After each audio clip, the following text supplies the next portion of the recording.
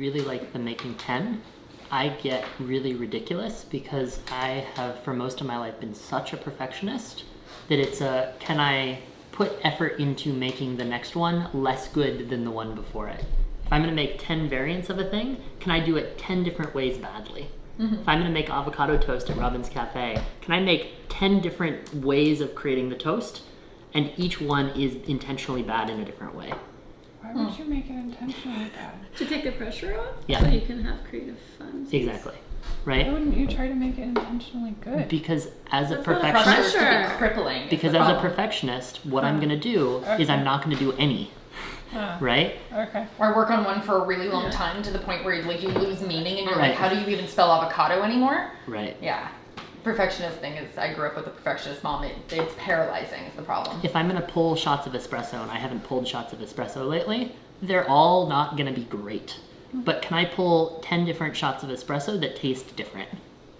Right? It's the idea of If doing something bad. I'm on going to purpose. design a logo. Can I design it in 10 different ways, understanding that I'm not going to use any of those logos, but out of one of those, But it gets it flowing. Just like the 50 or the 20 ideas, like as we got more relaxed, like they ended up, because we were just more like, whoa, we do that. Right. Well, that'd be crazy. I never thought that. And that's what I've been trying to do is just get started. And so like one of the cool things Canva can do is you can just duplicate it. And so I'll duplicate it and move something over here. And then I'm like, duplicate it and move the colors. And then like I start just creating a bunch of iterations. And then one of them I'm like, okay, that doesn't suck.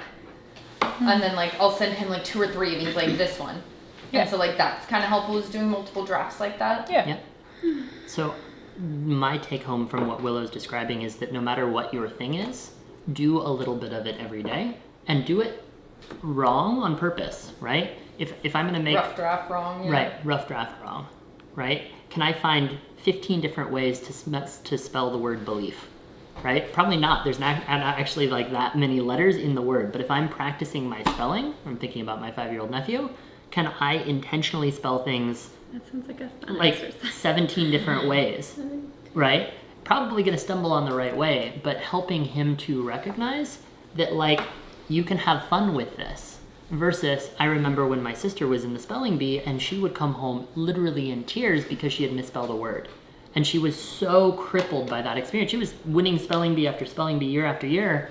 And then she got so upset that she had lost one single word that she never tried again, right? And we all do This variants. is why I didn't go into dance when I was a kid. Right. We all do around the things that we define ourselves by so much pressure, right?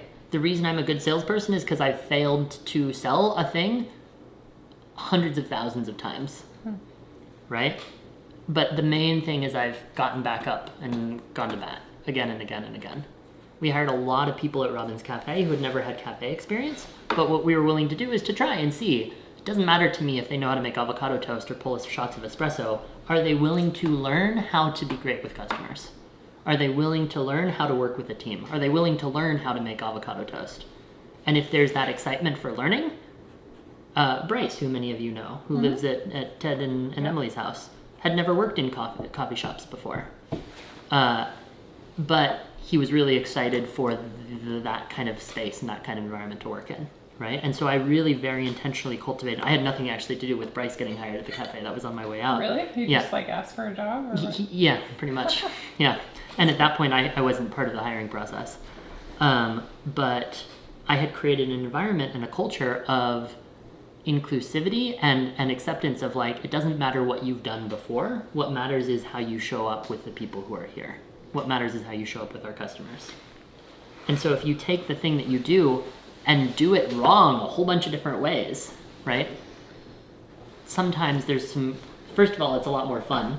How many different ways can you misspell the word believe? Okay, I really think you could get to like 30 because I just barely even tried, and there's so many. Because there's so many ways to do the soft F. Belief. I like it. B-U-H-L-E-A-F. Bull-eef. B-U-L-L-E-E-F. This is great. This is awesome.